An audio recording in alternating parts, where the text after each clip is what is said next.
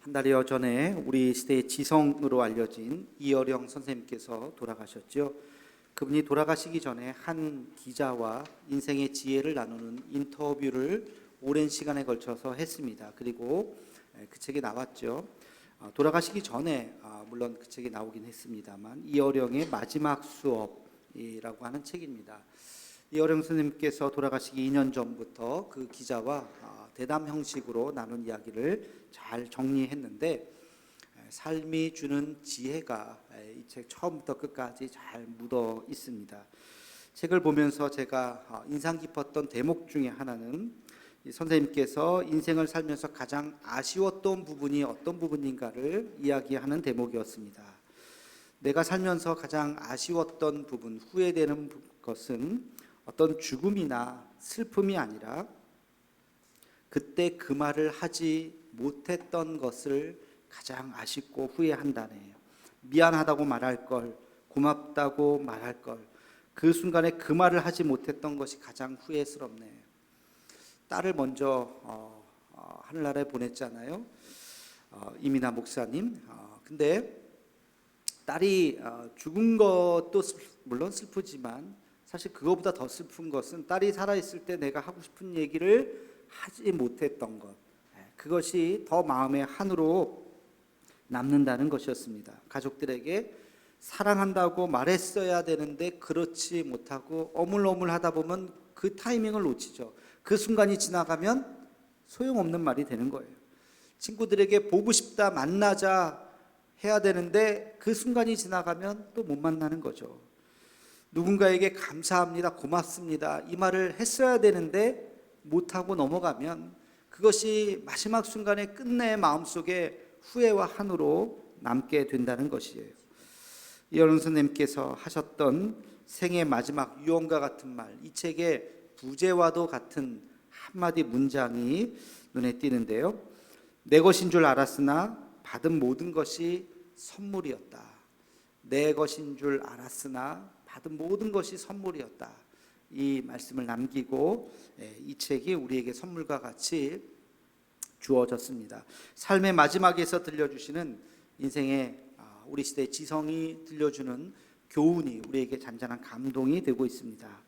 오늘 베드로 후서 마지막 시간입니다.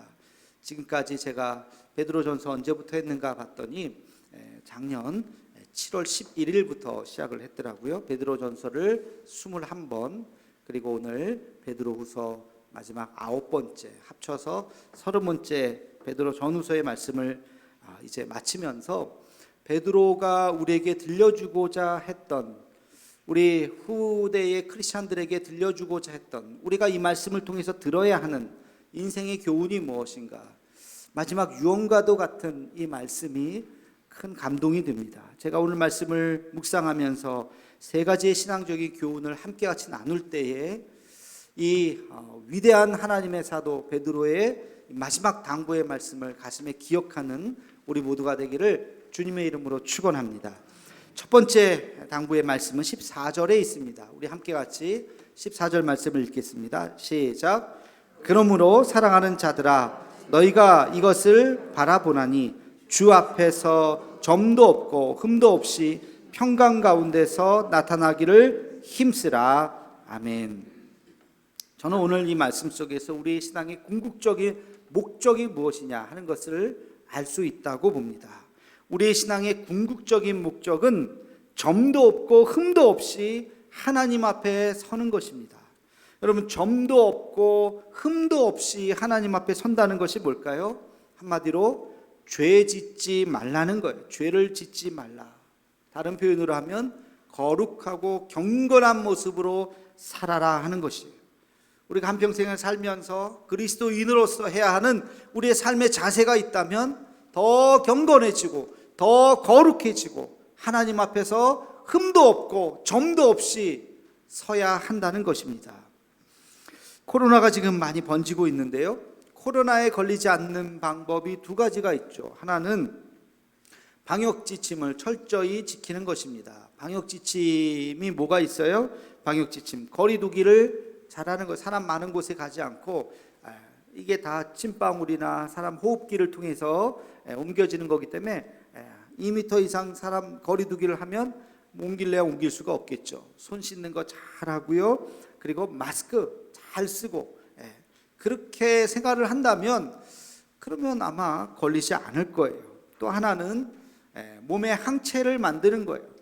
백신을 맞든지 또 몸의 면역력을 높이게 되면 혹시 바이러스가 침투해도 크게 활동하지 않고 우리 몸이 이겨낼 수 있는 거죠. 우리 죄라고 하는 바이러스도 마찬가지입니다. 우리 똑같이 적용을 해볼 수 있어요. 죄라고 하는 바이러스가 공기 중에 있어요. 세상에 있어요. 우리는 세상을 돌아다니다 보면 우리도 모르게 죄라고 하는 바이러스를 경험하게 돼요. 근데 두 가지를 잘 지키면 돼요. 방역 지침, 거리두기를 잘 하면 됩니다. 죄에 대해서 거리두기를 해야 됩니다. 죄에 대한 거리두기가 뭘까? 시편 1편 1절 말씀에 잘 나와 있어요. 우리 함께 같이 읽겠습니다. 시작.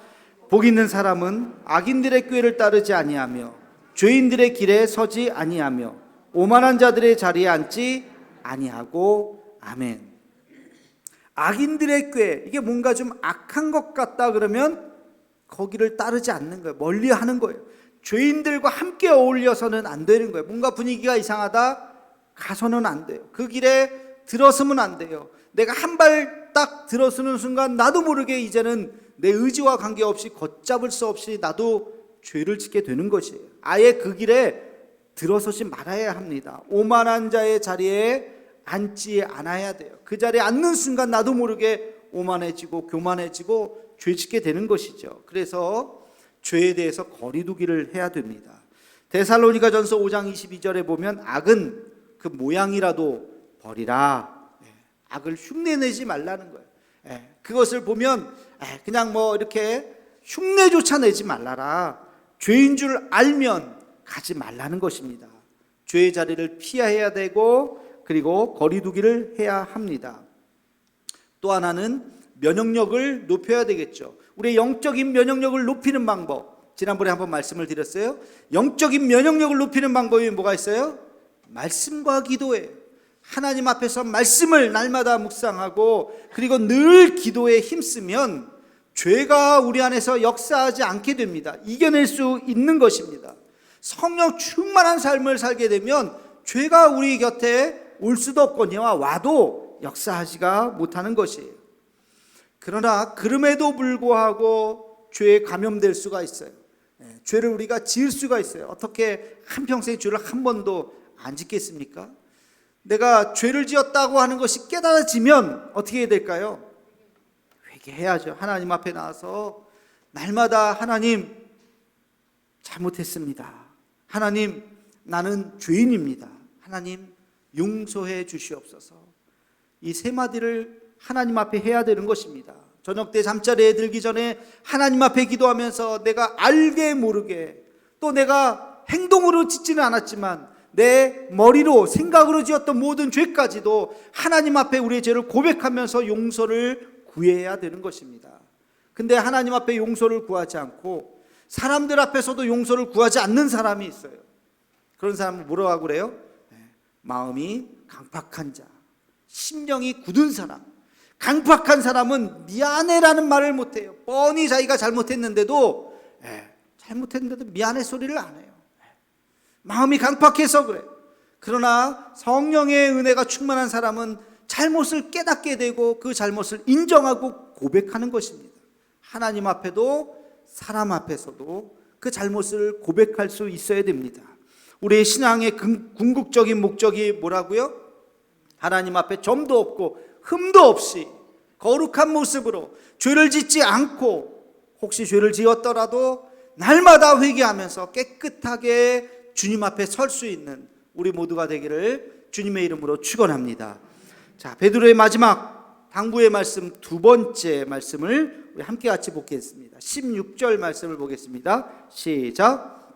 또 그 모든 편지에도 이런 일에 관하여 말하였으되 그 중에 알기 어려운 것이 더러 있으니 무식한 자들과 굳세지 못한 자들이 다른 성경과 같이 그것도 억지로 풀다가 스스로 멸망에 이르느니라. 아멘. 하나님의 말씀을 올바르게 이해하라는 것입니다. 하나님의 말씀을 올바르게 이해하라. 그 중에 알기 어려운 것이 더러 있다. 하나님의 말씀을 이렇게 읽고 한 70%는 다 상식이 있으면 다 이해가 돼요. 근데 한 20-30% 정도는 이게 무슨 말이지? 이 말을 잘 깨달아야 돼. 해석을 잘 들어야 돼요. 그래서 오늘 표현이 좀 무식하지만 무식한 자들이라고 그랬어요. 무식한 자들과 굳세지 못한 자들이 성경을 억지로 그것을 풀다가 잘못되었다. 스스로 멸망당했다. 이단에 빠지기도 한다는 것입니다. 우리 신앙생활에서 하나님의 말씀을 올바르게 이해하는 것만큼 중요한 것이 없어요. 이단도 성경을 인용하잖아요. 그들도 성경을 보잖아요. 그런데 그들이 왜 이단에 빠질까요? 억지로 풀기 때문에 그랬어요. 인간적인 방법으로 억지로 풀고 그냥 자기들이 짜맞히고 그러다 보니까 잘못된 길로 가게 되는 것이죠. 여러분, 성경을 읽을 때 성경을 여는 열쇠 3가지를 알려드리겠습니다. 성경을 여는 열쇠가 3가지가 있어요. 이 3가지의 열쇠를 잘 갖다가 되면 성경이 확 눈에 들어오게 됩니다. 첫 번째 열쇠는 믿음의 열쇠입니다. 믿음의 열쇠. 성경은 과학책이 아니에요. 성경은 역사책이 아니에요. 성경은 믿음으로 쓰여진 믿음의 책. 이스라엘 백성들의 신앙 고백문이 바로 성경인 것입니다. 그래서 성경은 믿음으로 쓰여졌고 그것은 믿음으로 읽어야 돼요. 여기에 무슨 과학적인 사실이나 역사적인 사실을 우리가 찾으려고 해서는 안 되는 것입니다. 물론 그런 내용이 나오지만 기본적으로 성경은 과학책이 아니잖아요. 역사책이 아니잖아요. 성경은 그들의 믿음으로 기록된 책이기 때문에 아멘 하면서 우리가 믿음으로 받아들일 때 이 말씀의 의미를 깨닫게 되는 것입니다. 그래서 성경은 믿음으로 보아야 한다. 두 번째, 성경을 여는 열쇠는 성령의 열쇠입니다. 성령으로 성경을 보아야 하는 것입니다. 성경의 저자가 몇 명일까요? 제가 지난주 유튜브 바이블의 키워드였는데요. 성경의 저자가 몇 명이에요? 40여 명. 정확하게는 알 수 없기 때문에 40여 명. 성경이 몇 년에 걸쳐서 쓰여졌어요? 1600년. 역시 영상을 열심히 보신 분들은 바로 나오죠. 1600년에 걸쳐서. 이거 한 사람이 쓴 게 아니에요. 한 사람이 쓴 게 아니라 40여 명이 1600년에 걸쳐서 쓴 성경을 이렇게 한 권으로 모아놨더니 놀라운 것은 엄청난 통일성이 있다는 거예요. 성경이 마치 한 사람이 한 권을 그냥 쫙 쓴 것처럼 엄청난 통일성이 있어요. 왜 그럴까? 왜 그럴까? 그것은 성경의 원저자가, 성경은 여러 사람이 썼지만 시대도 다르고 상황도 다른 수많은 사람들이 썼지만 성경을 쓰게 된 원저자가 바로 성령이라는 것입니다. 성령의 감동으로 그들은 글을 썼고 그 다음 사람이 또 글을 썼고 그 다음 사람이 또 이어서 썼고 전혀 다르게 1600년 동안 썼지만 그러나 그것이 놀라운 통일성을 가진 것은 바로 성령께서 역사하셨기 때문에 그래요. 창세기에 생명나무 이야기가 나와요. 그리고 그 생명나무는 로마서에도 나옵니다. 그리고 요한계시록에 나옵니다. 우리가 가야 할 마지막 창세기의 에덴 동산과 마지막 우리가 새하늘과 새 땅의 비유가 그래서 나오는 것이에요. 레위기에 보면 양의 이야기가 나와요. 양을 잡아서 제사 지내는 이야기가 나와요.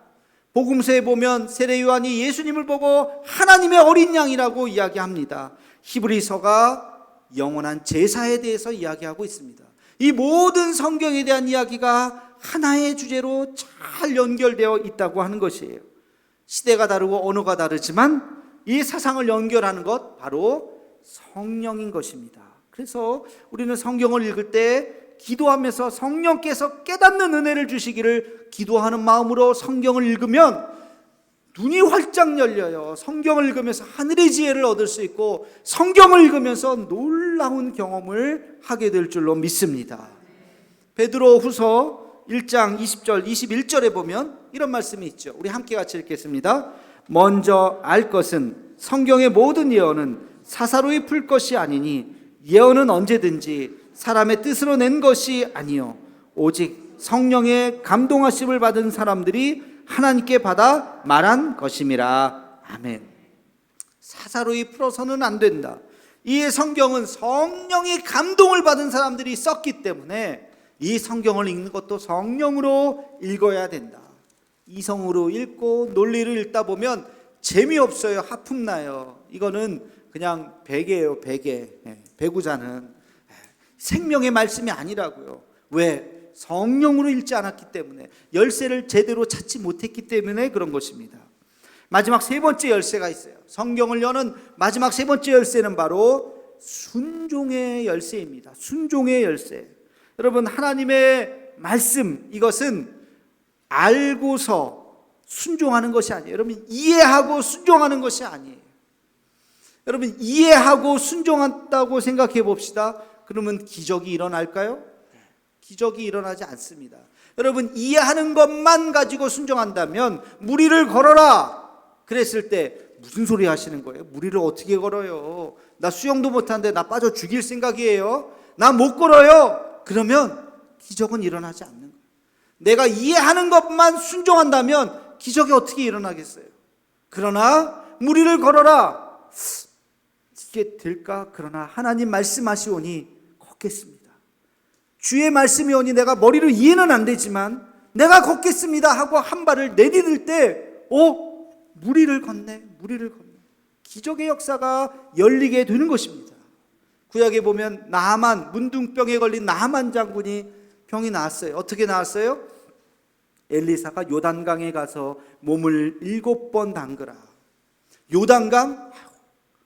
깨끗하지도 않은 저 구정물, 저기에 가서 한 번도 담그고 싶지 않은데 7번을 담그라고? 저기에 담근다고 이 문둥병이 낫는다고?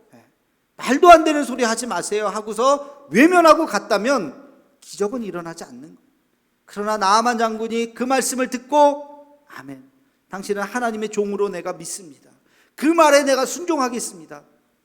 몸을 7번을 담갔죠. 그랬더니 씻은 듯이, 성경에 보니까 어린아이와 같은 피부가 되었다. 씻은 듯이 났다. 놀라운 기적을 경험하게 되는 것입니다. 여러분, 성경은 지식의 책이 아니에요.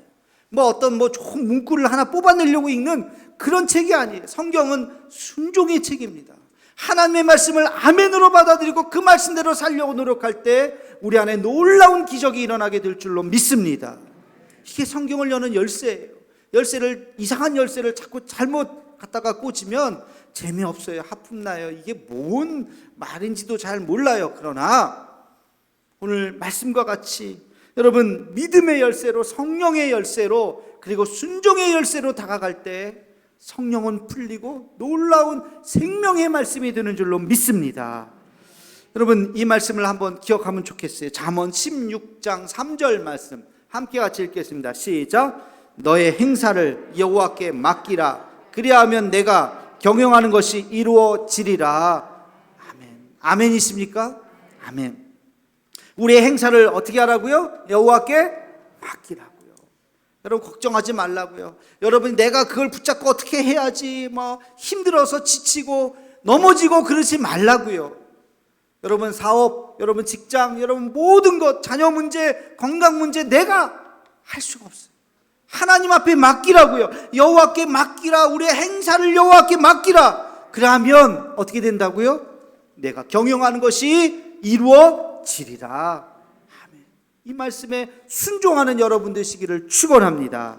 마태복음 6장 33절 말씀도 우리 함께 같이 읽겠습니다. 시작. 그런즉 너희는 먼저 그의 나라와 그의 의를 구하라. 그리하면 이 모든 것을 너희에게 더하시리라. 아멘. 아멘. 여러분, 먼저 그의 나라와 그의 의를 구하라. 그 앞에 보면 무엇을 먹을까, 무엇을 입을까, 그것을 생각하지 말아라. 세상의 것들을 생각하지 말고 하나님의 것을 생각한다면, 그렇다면 하나님께서 우리가 이 세상에서 살 모든 것을 채워 주실 것이다. 여러분, 이 말씀에 아멘하고 그렇습니다 주님, 내가 주의 일을 생각하겠습니다. 하나님의 것을 간구하겠습니다. 주 앞에 먼저 나오셔서 이 살아있는 말씀을 경험하는 우리가 되기를 축원합니다. 우리 마가복음 11장 24절 말씀도 함께 같이 읽겠습니다. 시작. 그러므로 내가 너희에게 말하노니 무엇이든지 기도하고 구하는 것은 받은 줄로 믿으라. 그리하면 너희에게 그대로 되리라. 아멘. 받은 줄로 믿으라. 여러분 구하세요. 열심히 하나님 앞에 간구하고 믿습니다. 믿습니다. 하나님 나와 함께 해주실 줄로 믿습니다. 그러면 그 믿음대로 될 줄로 믿습니다. 여러분 이 말씀 이게 될까? 이게 될까? 그러면 무리를 못 걷는 거예요. 기적을 경험할 수 없는 거예요. 아멘 믿습니다 하고 하나님 앞에 간구하고 기도하고 믿음으로 나아갈 때 믿음의 역사가 이루어질 줄로 믿으시기를 축원합니다. 우리 마지막으로 하나만 더 찾아서 보겠습니다. 야고보서 4장 8절 말씀입니다. 앞에 부분만 읽겠습니다. 시작. 하나님을 가까이 하라. 그리하면 너희를 가까이 하시리라. 아멘. 하나님을 여러분 가까이 하십시오. 그러면 하나님께서 우리를 가까이 여기실 것입니다. 하나님을 가까이 하는 방법이 뭐예요? 기도하는 거죠. 말씀 보는 거죠. 예배 드리는 거죠. 교회 생활을 열심히 하는 거죠. 그러면 하나님을 가까이 하는 것입니다. 그럴 때 하나님께서 우리를 가까이 보시고 우리에게 놀라운 은혜와 축복을 주실 줄로 믿습니다. 성경은 순종의 책이에요. 성경 말씀대로 우리가 순종하며 나아갈 때 하나님의 능력이 경험이 되는 줄로 축원합니다. 자, 베드로의 마지막 당부의 말씀은 18절에 있습니다. 우리 함께 같이 18절 말씀을 읽겠습니다. 시작. 오직 우리 주 곧 구주 예수 그리스도의 은혜와 그를 아는 지식에서 자라가라. 영광이 이제와 영원한 날까지 그에게 있을지어다. 아멘. 여러분 이 짧은 한마디 이 말씀, 이 구절 중에 참 놀라운 하나님의 메시지를 제가 두 가지를 찾을 수가 있었어요. 하나는 그리스도의 은혜 안에 거하라. 그리스도의 은혜 안에 거하라. 그리고 너희의 신앙이 계속해서 자라가라. 여러분 이 두 가지의 메시지를 잘 기억하시기 바랍니다. 첫째는 우리의 신앙이 은혜 안에 있어야 됩니다. 은혜 안에 있다는 것이 뭘까요? 모든 것이 은혜로 이해되고 은혜로 해석되는 것이에요. 지금 여기 이 자리에 있는 것 뭐라고요? 지금 이 자리에 있는 것 뭐예요? 이게 은혜예요. 하나님의 은혜. 우리가 지금 이렇게 하나님 앞에 아름다운 예배당에서 하나님 앞에 예배 드리는 것이 뭐라고요? 은혜라고요.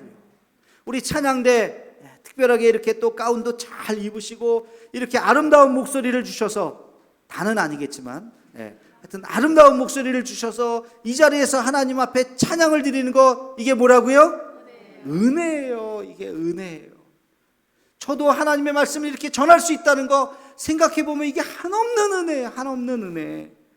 여러분 잘 살 수도 있어요. 당연히 은혜겠죠. 혹시 못 살 수도 있어요. 그래도 은혜인 줄로 믿으시기를 축원합니다. 많이 가져도 은혜고 그렇지 못해도 은혜고 건강한 것 당연히 은혜죠. 건강하지 못한 것도 은혜입니다. 배운 것도 은혜요. 배우지 못한 것도 은혜예요. 모든 것이 은혜입니다. 여러분 이 찬양 아시죠? 모든 것이 은혜 은혜 은혜 한없는 은혜 내 삶에 당연한 건 하나도 없었던 것을 모든 것이 은혜 은혜였어. 우리 다시 한번 우리 손을 들고 모든 것이 은혜 은혜 은혜 한없는 은혜 내 삶에 당연한 건 하나도 없었던 것을 모든 것이 은혜 은혜였소. 모든 것이 은혜 모든 것이 은혜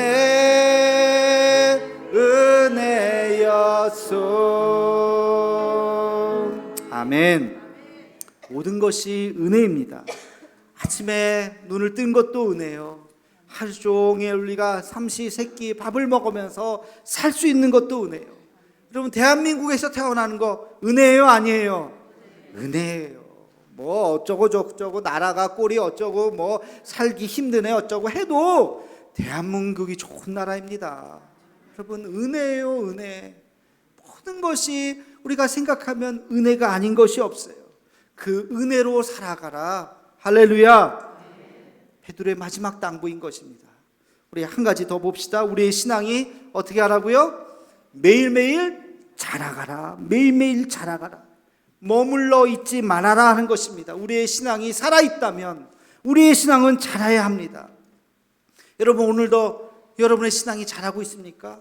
한 30년쯤 믿으니까 뭐 이제는 늙어갑니까? 그래서는 안 돼요. 30년이 아니라 50년이 아니라 한평생을 믿었어도 여전히 오늘도 우리의 신앙은 자라야 하는 것입니다. 에베소서 4장 13절 말씀을 함께 읽겠습니다. 시작. 우리가 다 하나님의 아들을 믿는 것과 아는 일에 하나가 되어 온전한 사람을 이루어 그리스도의 장성한 분량이 충만한 데까지 이르리니 아멘. 하나님을 믿는 것과 아는 것이 하나가 될 때 온전한 사람이 되는데, 그 온전한 사람은 계속해서 자란다는 것입니다. 어디까지요? 그리스도까지 자라는 것. 우리가 예수님하고 똑같아질 수는 없겠지만 예수님 근처까지 갈 수 있다는 거예요.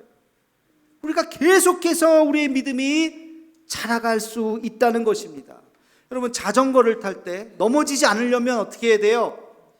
페달을 계속 밟아야죠. 그렇죠? 예, 한참 가다가 아이고 힘들다 하고 발을 가만히 놔두면 쭉 가다가 자전거가 넘어지려고 그래요. 그러면 다시 또 페달을 열심히 밟아야 돼요. 넘어지지 않으려면 페달을 열심히 밟아야 돼요. 우리 영적인 페달을 밟아야 돼요. 한쪽에는 말씀, 한쪽에는 기도. 이 두 페달을 열심히 밟을 때 영적으로 넘어지지 않는 것입니다. 아브라함 메슬로우가 이런 말을 했어요. 우리는 삶의 모든 순간에 둘 중 하나를 선택해야 된다. 앞으로 나아가거나 혹은 뒤로 물러서거나. 여러분, 나아가지 않으면 물러서게 됩니다. 멈출 수 있는 것은 없어요. 우리가 열심히 달려나가든지 아니면 뒤처지든지. 여러분, 무엇을 선택하시겠습니까? 우리가 오늘도 배우지 않으면 우리의 신앙은 퇴보하는 거예요. 늙어지는 거예요. 나중에 영적인 사망이 오게 되는 것입니다. 제가 올해 들어서 여러분들에게 아주 강조하는 것이 있죠. 우리 온 교우들 이걸 해야 됩니다. 강조하는 게 뭐예요? 말씀 묵상, 말씀 묵상. 아이고, 거들떠 안 보시는 분이 있을지도 몰라요. 아이고, 뭐 이렇게 귀찮은 거 이런 걸 자꾸 시키나. 나는 못해. 나는 못하다니요. 하루에 한 구절 읽고 또 읽는 거 왜 못합니까? 할 수 있어요. 할 수 있어요. 거기서 한 단어를 묵상하고 한 동사를 묵상하고 다시 한번 깨닫고 질문을 던지고 왜 못해요? 물론 처음은 어렵겠죠. 그러나 또 하고 또 하고 또 하고. 어떤 분은 그 노트가 빼곡해요. 노트에 적은 걸 보니까 정말 열심히 적으셨어요. 어떤 분들은 그냥 꽂아놨어요. 하나도 안 쓰는 분이 있어요. 돈 아까워 죽겠어요. 그런 분들. 근데 쓰세요.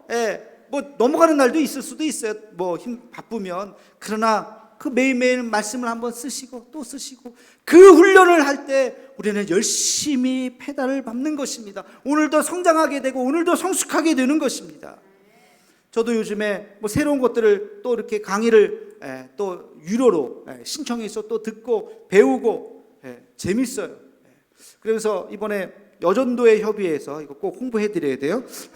여전도의 협의회에서 전자칠판 65인치 사주셨잖아요. 저 앞에 들어오면 딱 있죠. 그게 이렇게 세로도 되고 가로도 되고 막 하는 건데, 그거 쓰는 방법을 저도 익히면서 양질의 여러분들에게 성경 공부를 좀 하려고 자료도 모으면서 수요예배 때 그걸 하고 있습니다. 수요예배 한 번도 안 나오시는 분은 뭔 얘기인가 모르시겠지만 영상에도 있으니까 한번 보시고, 제 전자칠판을 통해서 강의를 하니까 별게 다 되겠더라고요. 그래서 하여튼 열심히 활용을 하려고 뭐 이것저것 저도 지금 배우고 있어요. 여러분, 배우지 않으면 도태되는 거예요. 이런 말이 있죠. 우리의 노화는 나이에서 오는 것이 아니라 배움을 멈추는 순간 시작된다. 여러분, 배움을 멈추는 순간, 우리가 나이 때문에 늙는 게 아니에요. 은퇴했다고 늙는 게 아니에요. 배움을 멈추면 거기서부터 늙어지는 거예요. 은퇴했으면 새로운 것에 도전하시기 바랍니다. 지금까지 하지 못했던 것, 새로운 것을 또 공부하시기 바랍니다. 끊임없이 우리의 믿음도 우리의 삶도 계속해서 배워나가는 우리가 되기를 주님의 이름으로 축원합니다. 베드로가 이제 베드로전서 후서를 마치면서 우리에게 2000년의 시간이 훌쩍 지난 우리에게 당부를 하고 있어요. 점도 없이 흠도 없이 거룩한 삶을 사십시오. 그리고 하나님의 말씀을 바로 이해하고 그 말씀에 순종하는 기적을 경험하십시오. 그리고 날마다 하나님의 은혜인 것을 고백하고 여러분의 신앙이 매일매일 자라가십시오. 이 베드로의 마지막 당부를 가슴에 새기면서 주님 앞에 서는 날까지 아름답게 믿음의 경주를 다하는 우리 모두가 되기를 주님의 이름으로 축원합니다. 기도하겠습니다. 사랑의 하나님, 베드로의 마지막 당부를 기억합니다. 하나님 앞에서 늘 거룩한 삶을 살게 하옵시고 하나님의 말씀을 가까이 하며 그 말씀을 이해하고 또 순종하게 하여 주옵시며 하나님의 은혜 안에 살고 있다는 것을 날마다 고백하고 우리의 믿음이 자랄 수 있는 우리 모두가 되게 하여 주시옵소서. 예수님의 이름으로 기도하옵나이다. 아멘.